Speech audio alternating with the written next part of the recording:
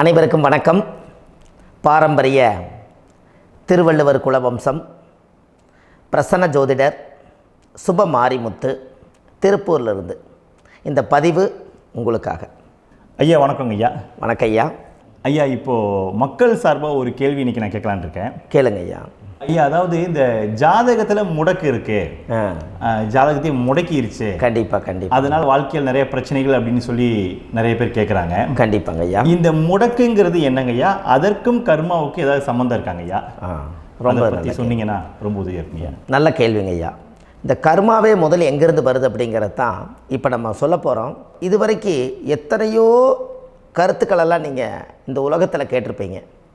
ஆனால் இந்த பதிவில் நீங்கள் பொறுமையோடு இந்த கருத்தை ஒரு இனிமையோடு நிதானமாக கேட்டிங்கன்னா உங்களுடைய ஊழ்வினை கர்மா எங்கிருந்து உருவாச்சு, இதனுடைய இந்த கர்மானால் நாம் என்ன கஷ்டப்படுறோம், நாம் இந்த பூமியில் பிறக்கிறதுக்கு என்ன வரம் வாங்கி வந்தோம், நம்ம பாவ புண்ணியமெல்லாம் ஜாதக கட்டத்தில் போய் எப்படி எடுக்கிறது, நம்மளுடைய தோஷம்னு சொல்கிறோமே அந்த தோஷம் எப்படி கிரியேட் ஆகுது, நம்ம இந்த பூமியில் பிறக்கும்போது கொண்டு வந்த கர்மாவா, இல்லை கடவுளே நம்மளுக்கு ஒரு தண்டனையாக கொடுத்த கர்மாவா, இல்லை நம்ம இந்த பூமிக்கு வந்ததுக்கு அப்புறம் செய்த கர்மாவா, இது எல்லாத்தையுமே நம்ம பொறுமையாக கேட்கணும்னா கண்டிப்பாக இந்த பதிவை நீங்கள் பொறுமையோடு கேளுங்க.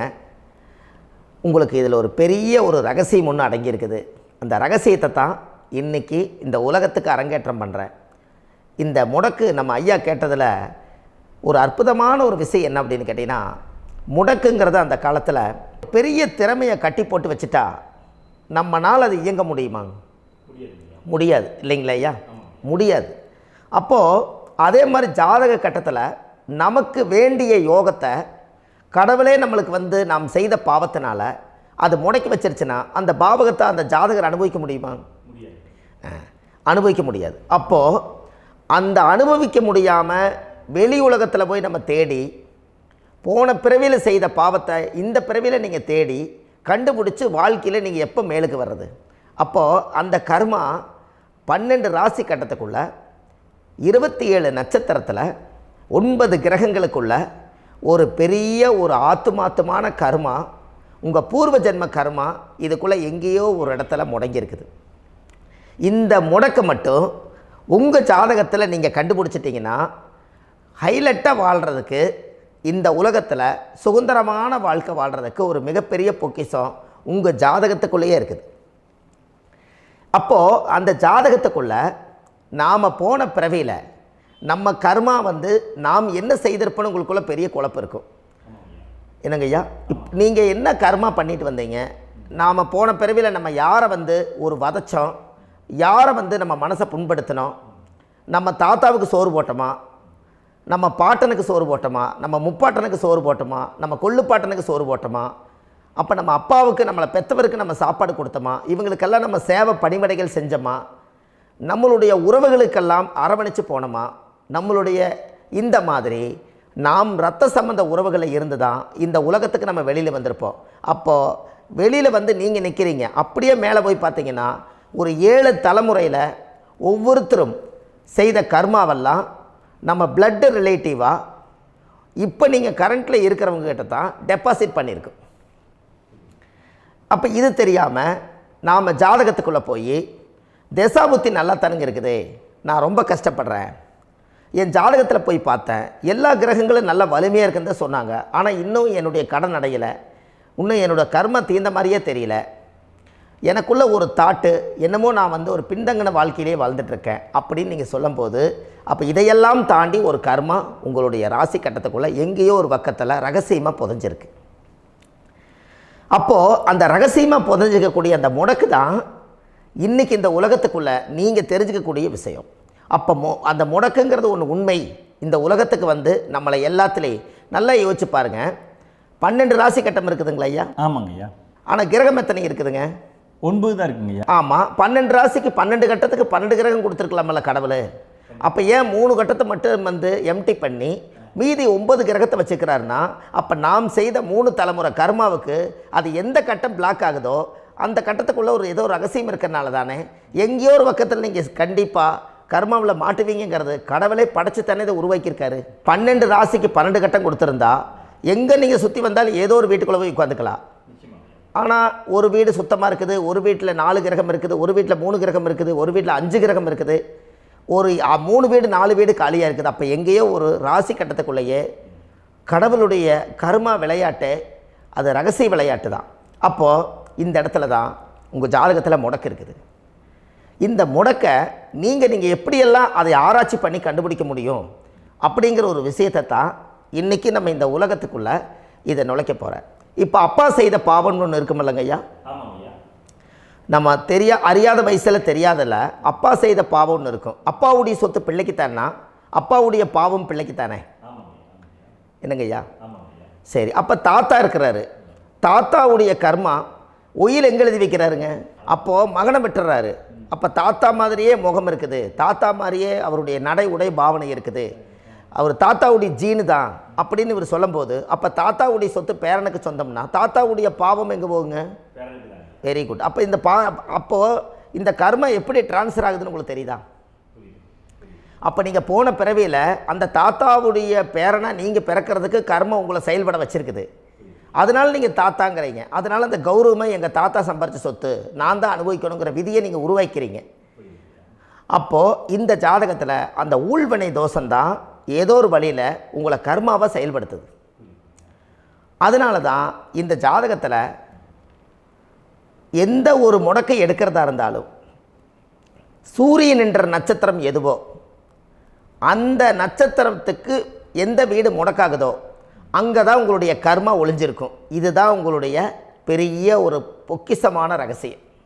சரிங்க ஐயா, இப்போ இதில் நவகிரகங்கள் 9 இருக்கும்போது ஏன் சூரியனை மட்டும் நம்ம இதில் எடுத்துக்கணும்னு நீங்கள் சொல்கிறீங்க? நல்ல கேள்விங்க ஐயா. நீங்கள் கேட்டீங்க பார்த்தீங்களா, 9 நவகிரகம் இருக்கும்போது சூரியனை மட்டும், அந்த சூரியன் என்ற நட்சத்திரம் பிறக்கும்போது அந்த வீடு மட்டும் முடக்காகுன்னு நீங்கள் கேட்டீங்க இல்லையா? இதுதான் அற்புதமான கேள்வி. ஏன் அப்படின்னு கேட்டிங்கன்னா, சூரியன் அப்பாவோட உயிர் கரு போய் அம்மாவுடைய பனிக்கூடத்தில் கர்ப்பத்தில் வச்சு 10 மாதம் 300 நாள் சுமந்து நீங்கள் இந்த பூமிக்கு வெளியில் வரும்போது நீங்கள் என்ன பாவத்தை இவங்க விதைச்சாங்களோ அந்த கர்மாவை வாங்கிட்டு தான் நீங்கள் வெளியில் பிரசவமாகறீங்க. இதுதானே? அப்போ சூரியன் என்ற நட்சத்திரம், அந்த சூரியனுங்கிறது உயிர் கருவல்லவா, அப்பாவுடைய உயிரணுக்கள் அம்மாவுடைய கருவிக்குள்ளே போய் நாம் குழந்தை வடிவத்தில் இருந்து 300 நாள் பாவ உன்னித்த பதிவில் ஏட்டு எழுதி ஒரு ஜாதகத்தை கையில் கொடுத்து பிறந்த உடனே உங்களுக்கு ஒரு ஏட்டை பெரட்டி நீ இப்படித்தான் விதி, இனிமேல் இப்படித்தான் நீ வாழணும்னு சொல்லி உங்கள் கர்மாவை நீங்கள் கர்மாவோடு தானே வெளியில் பிறக்கிறீங்க. அப்போ சூரியன் என்ற நட்சத்திரம் தானே இந்த உலகத்துக்கு ஒரு பெரிய ஒரு மகத்துவம். இப்போ பாருங்கள், விடிய வரைக்கும் நம்ம முழிச்சிட்ருக்குறோம், காலையில் சூரிய உதயமானால் அவங்கவுங்க செயல்படுறோம்.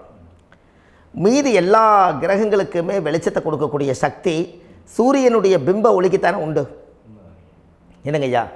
அதனால தான் மேசத்து உச்ச வீடுன்னு சொல்லி மேசத்தை உச்சம்னு சொல்லி சூரிய உச்சத்தை அங்கே தான் வச்சாங்க. அப்போது அந்த காலச்சக்கரத்துக்கு 5ஆம் இடம் பூர்வ புண்ணியஸ்தானத்தில் போய் சிம்மத்தில் கொண்டு போய் சூரியனை ஆட்சி வீடுன்னு வச்சாங்க. அப்போது சூரியனில் இருந்து தான் அந்த மையப்புள்ளி உருவாகுது. அப்போ உங்களுடைய ஜாதகத்தில் அந்த சூரியனாகப்பட்டவர் பிறக்கும்போது நீங்கள் உங்கள் ஜாதகத்தை நீங்கள் எடுத்துக்கங்க ஐயா. நீங்கள் இன்றைக்கே போய் கதவை திறந்து உங்கள் பெட்டியை திறந்து பீர்வாவுக்குள்ளே உங்களுடைய ஜாதகம் இருக்குது, அந்த ஜாதகத்தை எடுத்து ஜோதிடர்கிட்டையே நீங்கள் சந்தேகம் கேட்குறக்கு முன்பு நீங்களே உங்களுடைய கர்ம பற்றி தெரிஞ்சுக்கிறதுக்கு இந்த பதிவில் உங்களுக்கு ஒரு ரகசியத்தை சொல்லித்தரேன். உங்கள் ஜாதகத்தில் இப்போ இது வரைக்கும் ராசி கட்டத்தை நீங்கள் பார்த்துருப்பீங்க, ஆனால் பாதசாரம்னு ஒன்று இருக்கும் இல்லைங்களா? ராசிக்கு பாதசாரம்னு ஒன்று இருக்கும். சூரியன் என்ன நட்சத்திரத்தில் இருக்குது, சந்திரன் என்ன நட்சத்திரத்தில் இருக்குது, செவ்வாய் என்ன நட்சத்திரத்தில் இருக்குது, புதன் என்ன நட்சத்திர காலில் நிற்குது, இதெல்லாமே அந்த சாரம் இல்லாத ஜோதிடம் சோரம் போய்விடும். அதனால் அந்த சாரத்தில் நிற்கிது பார்த்தீங்களா கிரகம், அதில் இப்போ நீங்கள் உங்களுடைய ராசி கட்டத்தை ஓப்பன் பண்ணுங்கள். இதில் ராசி கட்டத்தில் சூரியன் என்ற நட்சத்திரம்னு ஒன்று இருக்கும் இல்லைங்களா? அது எதுவாக வேணாலும் இருந்துட்டு போட்டோம். அந்த நட்சத்திரம் தான் நீங்கள் பிறக்கும்போது தாயுடைய கருவறைக்குள்ள கரு உருவான நட்சத்திரமே அதுதான். புரிஞ்சுங்களா ஐயா? பிறக்கும்போது நீங்கள் அந்த கருவுடைய நட்சத்திரம் அப்பா வந்து கருவை உருவாக்கி கர்மாவை விதைச்சது அந்த சூரியன் என்ற நட்சத்திரம் தான். அந்த வீட்டுக்கு தான் இந்த ராசி கட்டத்தில் உங்களுக்கு முடக்கு உருவாகுது. புரிஞ்சுங்களா ஐயா? அப்போது ஒரு ஜாதகத்தில் சூரியன் என்ற நட்சத்திரம் எதுவோ அதுதான் உங்களுடைய கர்மா நட்சத்திரம். இப்போ நம்ம பிறக்காதுக்கு முன்னாடி அப்பா கட்டத்தில் அந்த கர்மா டெபாசிட் ஆகிருக்கும். அதை ட்ரான்ஸ்ஃபர் எப்படி பண்ணுறாரு? அவருக்கு ஒரு கல்யாணம் வச்சு அவர் குடும்ப வாழ்க்கையில் வாழ்ந்து நம்மளோட உயிர் கருவை கொண்டு போய் ஊராம் பொண்ணை கல்யாணம் பண்ணி பொண்டாட்டின்னு எடுத்துக்கொண்டு அந்த பொண்டாட்டிங்கிற உரிமையாகி இவருடைய உயிர் கரு உருவாகி வாரிசுகள் வெளியில் வருது.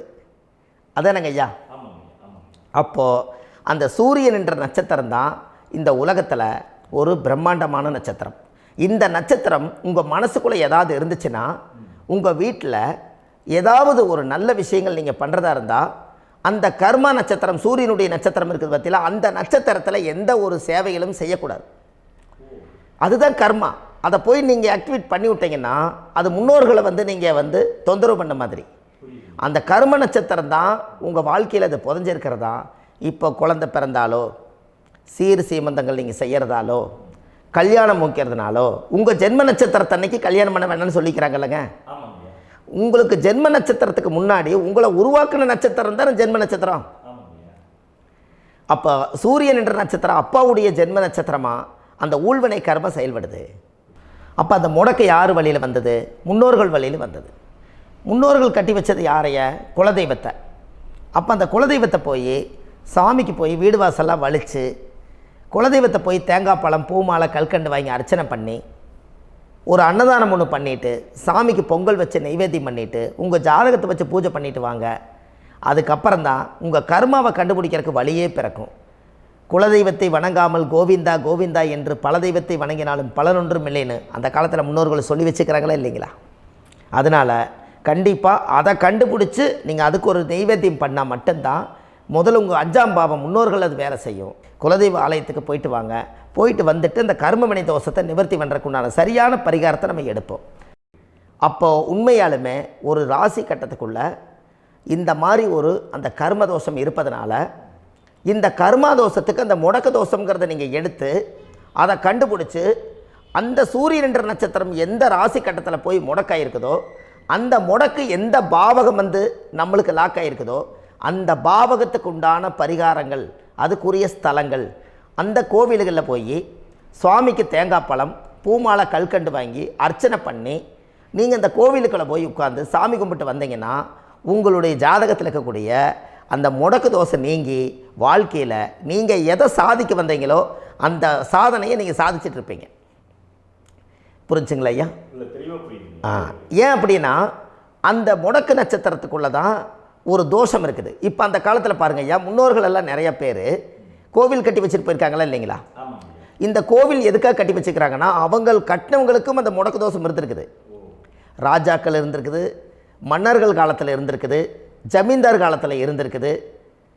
இப்போ அவங்களுடைய அமைப்புகள் எல்லாமே முன்னோர்கள் என்னமோ அறியாமல் தெரியாத தன்னடக்கம் இல்லாத ஒரு கர்மாவை இவங்க செஞ்சிட்டாலும் அதுக்குரிய பரிகார ஸ்தலங்களை கொண்டு போய் அந்த காலத்திலே ஜாதகம் பார்த்து நம்ம வந்து முன்னோர்களுடைய பாவத்தை நாம் செய்த பாவத்தையும் தீர்த்துட்டு நமக்கு கீழே அடுத்த சந்ததிகள் அடுத்த தலைமுறைகள் வந்தாலும் இந்த கோவில்களுக்கு வந்து விளக்கு போட்டு சாமி கும்பிட்டு இந்த மண்ணை மிதிச்சுட்டு போனால் அன்னையோடு அந்த கர்மா தீருங்கிறது அந்த காலத்திலேயே முடக்க தோஷ பரிகாரத்தை கோவில் வழியில் அந்த காலத்தை திசை திருப்பி வச்சுருக்காங்க.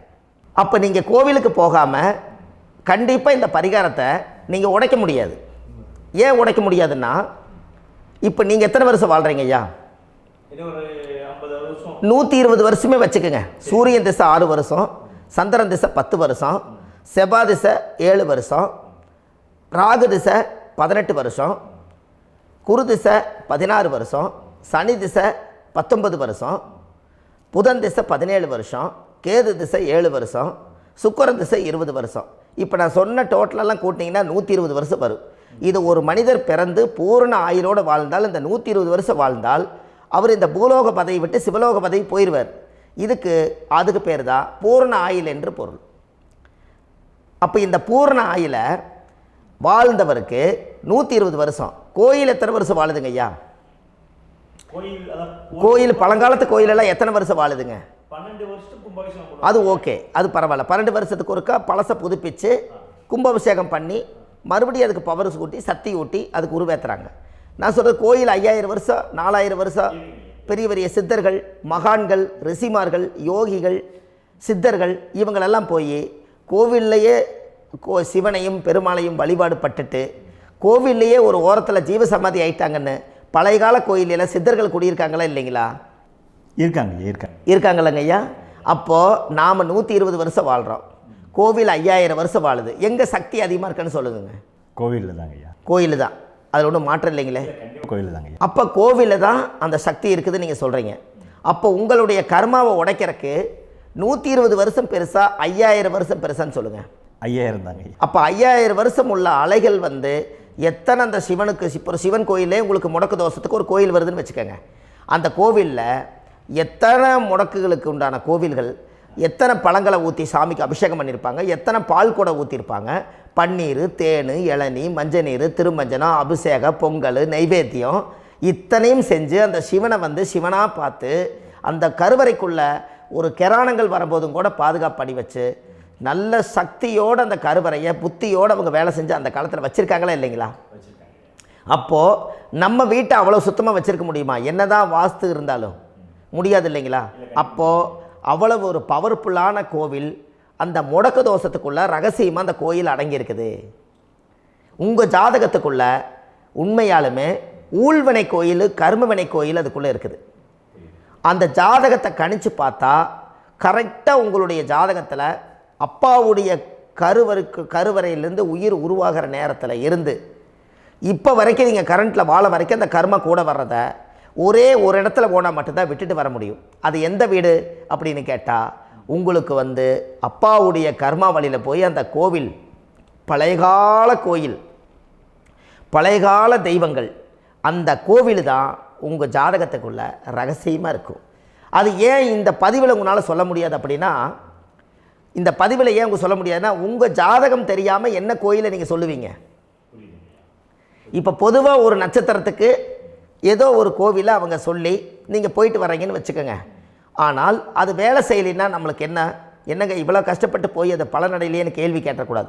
உங்கள் ஜாதகத்தை நீங்கள் கொண்டாங்க, உங்கள் டேட் ஆஃப் பர்த் டயத்தை போட்டு ஜாதகத்தை கணிச்சு நீங்கள் சூரியன் என்ற நட்சத்திரத்துக்கு உங்களுடைய கர்மவினை கோவில் யார், உங்களுடைய முடக்கு யார், ஊழ்வனை தோஷத்துக்கு உண்டானவர் யார், தாய் வழி கர்மா யார், தந்தை வழி கர்மா எது, நீங்கள் பிறக்கும்போது வந்த கர்மா என்ன, இது எல்லாம் கணிக்காமல் பொதுவாக ஒரு கோயிலில் போய் நீங்கள் பாட்டுக்கு சாமி கும்பிட்டு வந்தால் பலன் எப்படி கிடைக்கும்? கண்டிப்பாக கிடைக்காதுங்க ஐயா. என்னங்க ஐயா? அது தெரிஞ்சு பண்ணாதான் சரியா? ஒரு டாக்டர்கிட்ட போகிறீங்க, என்னை அப்படியே ஸ்கேன் பண்ணி ஒரே ஒரு மாத்திரை கொடுங்கன்னு கேட்டால் டாக்டர் கொடுப்பாருங்களா? அவர் என்ன பிரச்சனை இருக்குதோ அதை முதல்ல கண்டுபிடிச்சி ஸ்கேன் பண்ணி பார்த்து ரிப்போர்ட் எடுத்து அது மூலியமாக தான் கொஞ்சம் எடுத்து ஐயா உங்களுக்கு இந்த பிரச்சனை, இதுக்கு தீர்வுக்கு இதுக்குண்டான மெடிசன், இது இப்படித்தான் சாப்பிடணும்னு அது முறையாக சொல்லி அந்த உயிர் வாழ வைக்கிறாரு டாக்டர். அவர் ஒரு தெய்வ வடிவத்தில். கரெக்டுங்களா ஐயா? அப்போ உங்களோட கர்மா எங்கே செயல்படுது அப்படின்னா இந்த முடக்க நீங்கள் இந்த பதிவில் தெரிஞ்சுக்கங்க. அதுக்குரிய நட்சத்திரம் என்னன்னு தெரிஞ்சு வச்சுங்க. உங்கள் ஜாதகத்தில் சூரியன் என்ற நட்சத்திரத்தை எடுத்துக்கங்க. அந்த வீட்டுக்கு முடக்க இந்த பதிவில் எந்த வீடு லாக் ஆகிருக்குதுங்கிறத நான் உங்களுக்கு இந்த வீட்டில் சொல்கிறேன். அந்த வீட்டு நீங்கள் பாருங்கள், உங்களுடைய லக்கணத்துக்கு அது எந்த வீடு. இப்போ லக்கணத்துக்கு ஒரு 7வது வீடுன்னே வச்சுக்கோங்க. அப்போ லக்கணத்துக்கு 7வது வீடே முடக்கு. அப்படி ஒரு முடக்கு ஆகிப்போச்சுன்னா ஒரு ஜாதகத்தில் லக்கணம் தான் 1, 7ஆம் இடம்ங்கிறது மனைவி ஸ்தானம். ஒரு ஆணுடைய ஜாதகத்துக்கு 7ஆம் இடம் தான் மனைவி. அவருக்கு நல்ல மனைவி அமையாமல் ஆடம்பரம் இருந்தும் வீடு அரண்மனை மாதிரி இருந்தும் அந்த மனைவியை ஒரு சந்தோஷமாக அவர் அனுபவிக்க முடியாது. புரிஞ்சுங்களா ஐயா?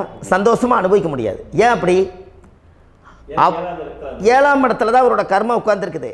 கரெக்டாக சொன்னீங்க. 7ஆம் இடத்துல தான் அந்த கர்மா உட்கார்ந்துருக்குது. அப்போ அந்த 7ஆம் இடத்துல இருக்கக்கூடிய அந்த கர்மா போன பிறவியில் நீ மனைவிக்கு சோறு போடாமல் மனைவியை கட்டி வச்சு அடிக்கிறதும், மனைவியை துன்புறுத்துறதும், அந்த மனைவி இருக்கவே இன்னொரு வாழ்க்கைக்குள்ளே போகிறதும், இங்கே வாழ வேண்டிய தாம்பத்திய சந்தோஷத்தை கொண்டு போய் இன்னொரு இடத்துல கொடுக்கறதும், தெரிஞ்சிருந்தே நம்மளுடைய மனசுக்குள்ளே திருடுத்தனமாக வாழ்கிறதும், இது எல்லா கர்மாவும் போன பிறவியில் நாம் செய்த ஊழ்வினை கர்மா தான் உங்கள் ஜாதகத்தில் 7ஆம் இடம் முடக்கு. அப்போ அந்த 7ஆம் இடம் முடக்கா இருந்துச்சுன்னா கண்டிப்பாக உங்கள் ஜாதகத்தில் நீங்கள் என்ன அனுபவிச்சிட முடியும்? நல்ல நண்பர்கள் கிடைக்க மாட்டாங்க, நல்ல ஒரு பார்ட்னர்ஷிப் அமையாது, நல்ல ஒரு நட்பு வட்டங்களில் எதையும் அனுபவிக்க விடாது, ஒரு அங்கீகாரமான உறவுகளில் போய் நம்ம ஸ்ட்ராங்காக நிற்க முடியாது. 7ஆம் இடம் என்பது தாம்பத்திய வாழ்க்கை, பூர்த்தி இல்லாத வாழ்க்கையாக இருக்கும்.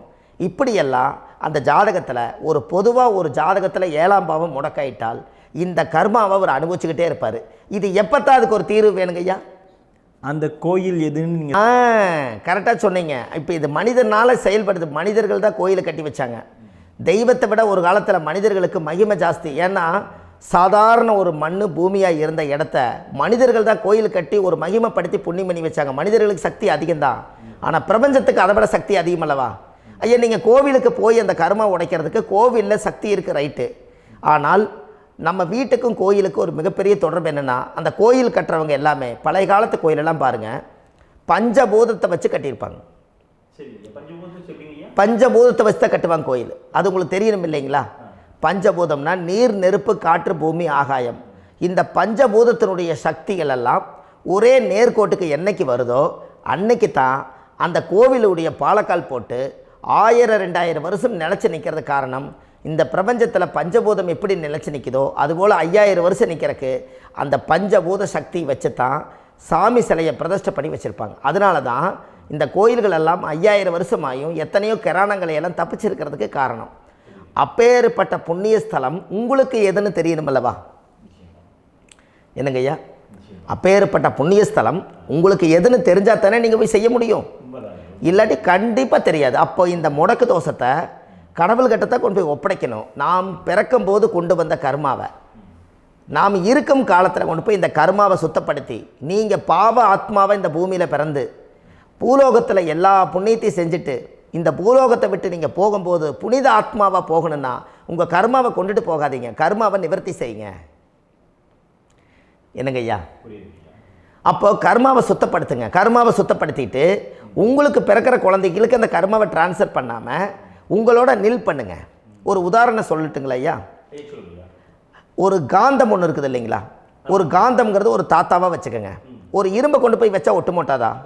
அப்போ ஒட்டுனோடனே காந்தம்ங்கிறது தாத்தா, அவருக்கு பிறந்த வாரிசுக்கு அந்த கர்ம டிரான்ஸ்ஃபர் ஆயிருமா? சரி, இன்னொரு இரும்பை கொண்டு போய் வைங்க, ஒட்டு மோட்டாதா? அப்போ அது பேரனுக்கு வைங்க, பேரனுக்கு வந்துருச்சு அந்த கர்மா. இன்னொரு இரும்பை கொண்டு போய் வைங்க, அந்த காந்தத்துக்கு நேர் இன்னொன்று வைங்க, ஒட்டு மோட்டாதா? அப்போ அதை கொண்டு போய் நம்ம கொள்ளு பேரனுக்கு வைங்க. இப்படியே டிரான்ஸ்ஃபர் ஆகி தலைமுறையாக இந்த கர்மா தொடர்ந்துக்கிட்டே இருக்குது.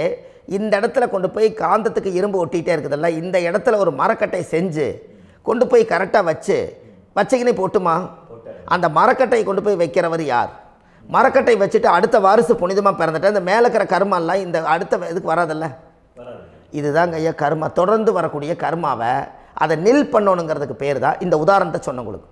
அப்போ நாம் இந்த பூலோகத்தில் நம்ம ஒரு தாயுடைய கருவறையில் இருந்து தொப்புள் கொடி அறுக்கும் நேரம் நாம் என்ன கர்மாவை வாங்கி வந்திருந்தாலும் அதையெல்லாம் ஆராய்ச்சி செய்து ஜாதகத்தில் முழுமையாக கண்டுபிடிச்சி ஒரு காலம் இல்லைனாலும் ஒரு காலம் நம்ம நல்லா இருக்கிறதுக்காக, நம்ம வாரிசுகள் எல்லாம் நலமடைஞ்சு வளமடைஞ்சு வர்றதுக்காக இந்த கர்மா தோஷத்தை கரெக்டாக கண்டுபிடிச்சி சரியான கோவிலுக்கு போய் நீங்கள் கர்மாவை நிவர்த்தி பண்ணி அங்கே பூஜை புனஸ்தானங்கள், சகசரநாம பூஜைகள், ஓமங்கள், வழிபாடுகள் இதெல்லாம் நீங்கள் செஞ்சு உங்களுடைய பாவத்தை எல்லாம் கழித்து உங்கள் ஜாதகத்தவே யோகமாக மாற்ற முடியும்.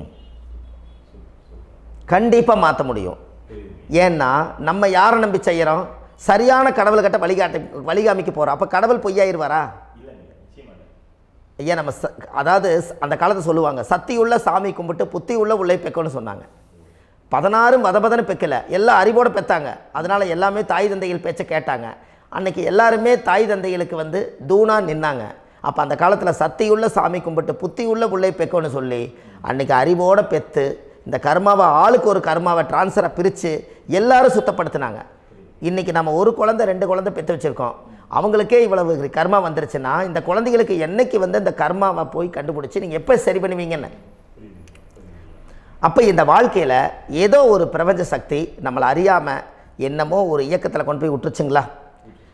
அப்போ இனிமேலாவது இந்த கர்மாவில் இருந்து கண்டிப்பாக நம்ம நிவர்த்தி ஆகணும்னு சொன்னால் இந்த முடக்கு தோஷத்தை யாரெல்லாம் கண்டுபிடிச்சி இந்த ஊழ்வினை கர்மாவில் இருந்து நாம் கருவறையில் சுமக்கும் போது 10 மாதம் நீங்களாம் என்னென்ன நினச்சிருப்பீங்க?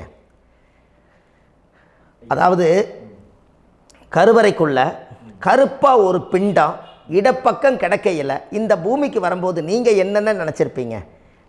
இந்த பிறந்ததுக்கு அப்புறம் வந்து தான் அம்மா தெரியுது, அப்பா தெரியுது, தாத்தா தெரியுது, பாட்டி தெரியுது, இந்த உலகத்தில் கண்கொள்ளாத காட்சிகள் எல்லாம் தெரியுது, எல்லாம் தெரியுது. ஆனால் 10 மாதம் உங்கள் வாழ்க்கையில் நீங்கள் இருக்கும்போது நீங்கள் என்னென்னலாம் நினச்சி இந்த பதிவில் இறைவன் கொடுத்தாரோ அதையெல்லாம் அனுபவிக்கத்தான் வந்தீங்க. அதுக்கு இடையில இருக்கிறதான கர்மா. இந்த ஒரு விஷயம் உங்களுக்கு கிடச்சிருச்சுன்னா நீங்கள் எல்லாருமே ராஜயோகமாக பிழைப்பீங்கள்ல. இதில் ஏழை பணக்கார யாரையுமே சொல்ல வரல. அவங்க பிறக்கும்போது புண்ணியத்தை பொறுத்து தான் போன ஜென்மத்தில் நம்ம என்ன புண்ணியங்கள் பண்ணி வச்சோமோ அந்த புண்ணியத்தில் இன்றைக்கி நல்லா வாழ்கிறாங்க. ஒருத்தர் கேட்டார், என் ஜாதகத்தில்ங்க எங்கூட படித்தவர் இடம் வாங்கிட்டார், வீடு வாசல் கட்டிட்டார், தொழில் பண்ணிட்டார், நல்லா இருக்கார், ஆனால் நான் இன்னும் அப்படியே தான் இருக்கிறேங்கன்னு ஒருத்தர் கேட்டார். அதுக்கு ஒரு கருத்து என்னென்னா, டேட் ஆஃப் பர்த் ஒன்று தான், டைம் ஒன்று தானே வச்சுக்கோங்க. அவங்க அப்பா செஞ்ச புண்ணியம் வேறு, நீங்கள் செஞ்ச பாவங்கள் வேறு. அவர் செஞ்ச புண்ணியத்தினால அவருக்கு எல்லாமே முன்னாடி கிடைக்குது. நீ கர்மாவெல்லாம் கழிச்சிட்டினா பின்னாடி கிடைக்க போகுது. இதில் மற்றவங்களை பற்றி வேற்றுமையாக நினைக்கிறதுல எந்த ஒரு இதுவுமே இல்லை. அப்போ ஒருத்தர் பார்த்து ஒருத்தர் வாழ வேண்டாம்.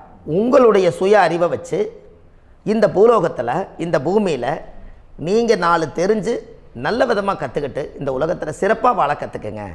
அதுக்கு அந்த ஊழ்வினை தோஷத்தை கண்டுபிடிங்க. உங்களுக்குன்னு ஒரு முடக்கு இருக்குதுங்கிறத இன்றைக்கி நீங்கள் எழுதி வைங்க. அதை எப்படியாவது கண்டுபிடிங்க, அதை தேடுங்க. ஒரு முறை நீங்கள் ஜாதகத்தை கொண்டு வாங்க. அந்த ஜாதகத்தை கொண்டு வந்து உங்கள் பாவகத்தில் எத்தனாம் பாவம் முடக்காயிருக்குதுன்னு பாருங்கள். அந்த பாவகம் முடக்காயிருச்சுன்னா உங்கள் வாழ்க்கையில் அதிலிருந்து உங்களால் வெளியில் வரவே முடியாது, கண்டிப்பாக வர முடியாது. அதை நீங்கள் கண்டுபிடிச்சா மட்டும்தான் நீங்கள் மேலே வர முடியும். ஏன்னா நிறைய பரிகாரங்கள், பூஜைகள், யாகங்கள், ஓமங்கள் எல்லாம் செய்து வச்சும் கூட அந்த கர்மவினைக்கு உண்டான கோவிலுக்கு போய் அந்த 5000 வருஷ பழமை வாய்ந்த தெய்வத்துக்கிட்ட போய் நீங்கள் முறையிட்டு விளக்கு போட்டு உங்கள் கர்மத்தை எல்லாம் நான் நீ தான் தீர்த்து கொடுக்கணும்னு சொல்லி நம்பிக்கையோடு நீங்கள் போய் அந்த சரணாகதி அடையிறீங்க பாருங்கள், அங்கே தான் உங்கள் கர்மாவை எடுத்து விடுறாரு. அப்போ இந்த ரகசியம் உங்களுக்கு வேணுமல்லவா? அப்போ உங்கள் ஜாதகத்தில் எங்கே முடங்கி அதுக்குரிய கோவில்கள் எல்லாம் என்ன, அதுக்கு தான பரிகாரம் என்ன, அதுக்கு நீர் பரிகாரம் என்ன, யாத்திரை பரிகாரங்கள் என்ன, நீங்கள் வீட்டில் இருந்தே செயல்படுத்தக்கூடிய பரிகாரங்கள் என்ன, பரிகாரம் கோவிலுக்கு போய்த்தான் நடக்குமா, இல்லை நாம் வீட்டில் வச்சு வணங்குறதுனால நடக்குமா, நாம் செய்யக்கூடிய தர்ம பரிகாரங்கள் என்ன, தான பரிகாரங்கள் என்ன, இப்படி பல விதமாக இருக்கிறனால உங்கள் ஜாதகத்துக்கு எந்த மாதிரி பரிகாரம் கனெக்ட் ஆகுதுங்கிறது தெரியணும். இது தெரியாமல் கண்டிப்பாக உங்களால் செயல்படுத்துறது ரொம்ப கஷ்டம். இதனால் இதை நீங்கள் தெரிஞ்சுக்கணும்னா இப்போ நம்ம பாருங்கள், நீங்கள் அந்த தெரிஞ்சுக்கிட்டாலே உங்கள் வாழ்க்கையில் ஒரு டைம் தான் நீங்கள் தெரிஞ்சுக்க போகிறீங்க. உங்களுடைய கர்மா என்ன, நீங்கள் எங்கே செயல்பட்டு போயிட்டுருக்கிறீங்க, உங்கள் போகிற பாதை சரியா இல்லை அந்த பாதையில் முள்ளு கல் இருக்குதா, இது எல்லாம் உங்களுக்கு தெரியலனா இந்த முடக்கை கண்டுபிடிக்கக்கூடிய சக்தி வாய்ந்த இந்த கர்மாவை நிவர்த்தி பண்ணுறதுக்கு வழிகள் இருக்குது. அதனால் நீங்கள் கண்டிப்பாக இந்த முடக்கை தெரிஞ்சுக்கணும். இந்த முடக்கு ராசினா என்ன உண்மையாலுமே உங்கள் வாழ்க்கையில் நீங்கள் தெரிஞ்சு இனிமேல் உங்கள் வாழ்க்கையில் இதுவரையிலும் கர்மாவுக்குள்ளேயே கஷ்டப்பட்டீங்க, வழி தெரியாமல் கண்ணை கட்டி காட்டில் விட்ட மாதிரி இருந்தீங்க. இனி அப்படி இருக்க வேண்டாம். உங்கள் ஜாதகத்தில் 12 ராசி கட்டத்தில் 9 கிரகம் போகும், மீனி 3 கிரகம், 3 கட்டம் உங்களுக்கு எங்கேயோ ஒரு பக்கத்தில் 3 கட்டம் எம்டியாக தான் இருக்கும். கரெக்டுங்களா? அது இல்லாமல் ஒரு ஜாதகம் பிறக்காது. ஏன்னா 9 கிரகத்துக்கு 9 கணக்கு போட்டால் 3 கட்டம் எம்டியாக தான் நிற்குது. அந்த கட்டத்துக்குள்ளே எந்த நட்சத்திரத்தில், எந்த சாரத்தில், எத்தனாவது டிகிரியில், எத்தனாவது பாதசாரத்தில், எத்தனை வெகுளையில், எத்தனை செகண்டுக்குள்ளே இந்த கர்மா உள்ளே புகுந்து உங்களை செயல்படுத்துதுங்கிறத கண்டிப்பாக உங்கள் ஜாதகத்தை கொடுங்க. பார்த்து இந்த விஷயத்தை சொல்கிறேன், நீங்கள் அந்த இடத்துக்கு போய் நிவர்த்தி பண்ணிவிட்டு உங்கள் வாழ்க்கையில் கொஞ்சம் காலம் வாழ போகிறீங்க.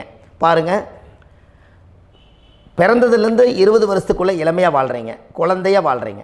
20லேருந்து 40 வயசுக்குள்ளே தான் உங்களுக்கு ஒரு பொண்ணை பார்த்து கல்யாணம் பண்ணி ஒரு கரு உருவாக்குறீங்க. அதுக்கப்புறம் 40லேருந்து 60க்குள்ளே குழந்தை பெற்று கடமை முடிச்சிடுறீங்க. 60 வயசுக்கு மேலே ரிட்டையர்ட் ஆகிடுறீங்க. இந்த 20க்கும் 60க்கும் இல்லாத 20லேருந்து இந்த 40 வயசுக்குள்ளே உங்களோட தேடல் என்னவோ அது வாழ வேண்டிய சுகபோகமான வாழ்க்கை எல்லாமே அந்த 40க்குள்ளே தான் இருக்குது.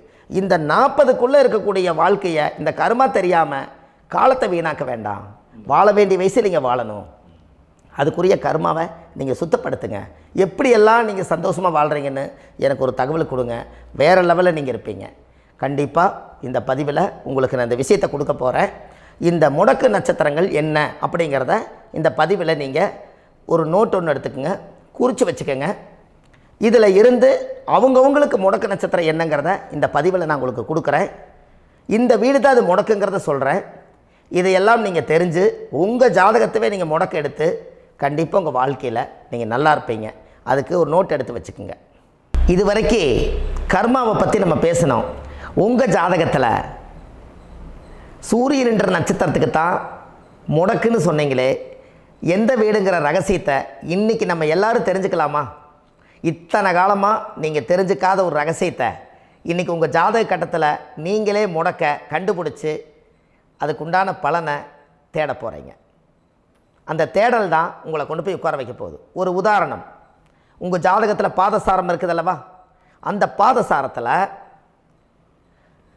சூரியன் என்ற நட்சத்திரம், சூரியன் நின்ற நட்சத்திரம் பாதசாரத்தில் கரெக்டாக எடுங்க. சூரியன் என்ற நட்சத்திரம் திருவோண நட்சத்திரமாக இருந்தால் இந்த திருவோண நட்சத்திரம் விருச்சிக ராசி வீடு தான் முடக்கு ராசி வரும். இந்த முடக்கு ராசினால் உங்கள் வாழ்க்கையில் நிறைய குழப்பங்கள் ஏற்படும். மனசு ஒரு நிலையில் நிற்காது. அதே போல் குடும்பத்துக்குள்ளே என்ன பண்ணுறதுனே தெரியாது. நம்ம எந்த பாதையில் போயிட்டு இருக்கிறன்னு நம்மளுக்கு தெரியாது. அண்ணன் தம்பி உறவுகள் எல்லாம் நிலைக்குமா நிலைக்காதா? அக்கா தங்கச்சிகள்லாம் நம்மளுக்கு நிலைப்பாங்களா நிலைக்க மாட்டாங்களா? நம்மளுடைய அத்தை வர்க்கங்கள் மாமா வர்க்கமெல்லாம் ஒரு காலத்தில் நிறைய ஒன்று சேர்ந்து பாண்டவர் பூமி மாதிரி வாழ்ந்த வாழ்க்கை இன்றைக்கி எல்லாமே பட்டு போச்சேன்னு நினச்சி கவலையில் இருப்பீங்க. அப்போ இதுக்கு எல்லாமே காசு வந்த வேலையிலே பாசம் வந்து கூடலையே, பாசம் வந்த வேலையிலே காசு வந்து சேரலையேங்கிற மாதிரி ஒரு காலத்தில் காசு இல்லாத காலத்தில் பாசம் இருந்தது. இன்றைக்கி அது எங்கே போச்சுன்னே தெரியாமல் நீங்கள் ஏங்கிட்டு இருப்பீங்க. கண்டிப்பாக இதுக்கெல்லாம் ஒரு முடிவு கிடைக்கிறதுக்கு தான் உங்களுக்கு முடக்கு ராசி உங்களோட கர்மா தோஷத்தை கண்டிப்பாக நிவர்த்தி பண்ணி கொடுக்கும். கண்டிப்பாக ஜாதகத்தை கொடுங்க, பார்த்து சொல்கிறேன். திருவோண நட்சத்திரத்தை பற்றி இது வரைக்கும் நீங்கள் பார்த்துட்டு இருந்தீங்க. திருவோண நட்சத்திரத்துக்கு அடுத்தது அவிட்ட நட்சத்திரத்தை பற்றி அடுத்த பதிவில் நம்ம பார்க்க போகிறோம். நம்ம ஆன்லைன்லேயே ஜாதகம் பார்க்குறோம். உங்கள் date of birth time place கொடுத்தீங்கன்னா போதும், உங்களுக்கு ஜாதகத்தை கணிச்சு ஃபோன்லேயே உங்களுக்கு கர்ம ராசி கண்டுபிடிச்சி உங்களுக்கு உண்டான கர்ம பரிகாரத்தை சொல்லி உங்கள் வாழ்க்கையில் ஒரு வெளிச்சத்துக்கு கொண்டு வர்றதுக்கு என்றைக்கும் உங்களுக்கு உறுதுணையாக இருப்பேன். நீங்கள் கண்டிப்பாக இந்த பதிவுகள் எல்லாம் இது உங்களுக்காகத்தான். இது அதிகாலை நேரத்தில் பிரம்ம முகூர்த்தத்தில் இந்த பதிவை உங்களுக்கு முழுமையாக சமர்ப்பணம் பண்ணுறேன்.